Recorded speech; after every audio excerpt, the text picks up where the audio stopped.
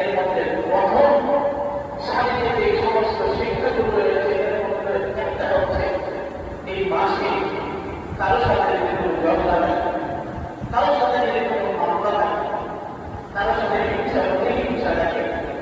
এই সবগুলো থেকে সে বিরত থাকবে। আর যদি সে বিরত থাকতে পারে, আল্লাহ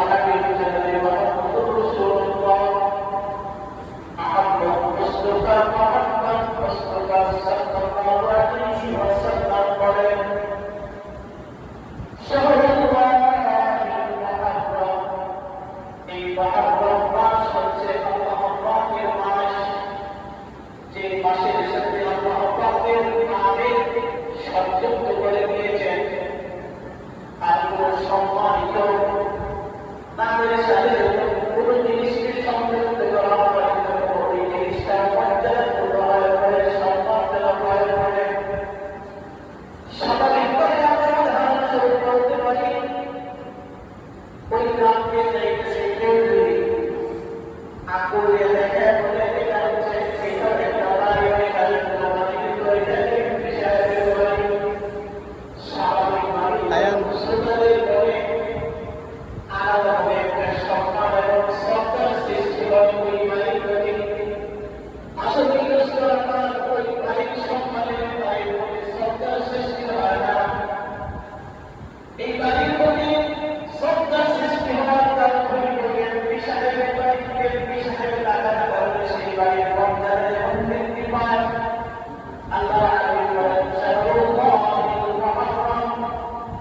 এই মহারম মাসের নামটা আল্লাহ পাকের নামের সাথে আছে, অর্থাৎ এই নাম এই হাদিসের এই অংশগুলো অন্তর্ভুক্ত। মহারম হচ্ছে আল্লাহ তাআলার মাস।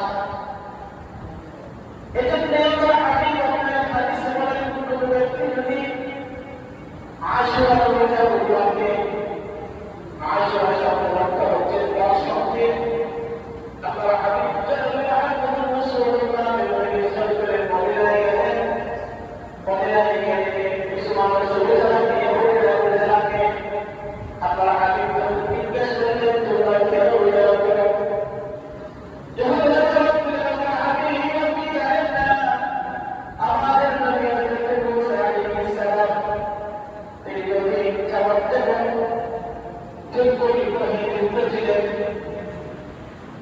পর্যন্ত যখন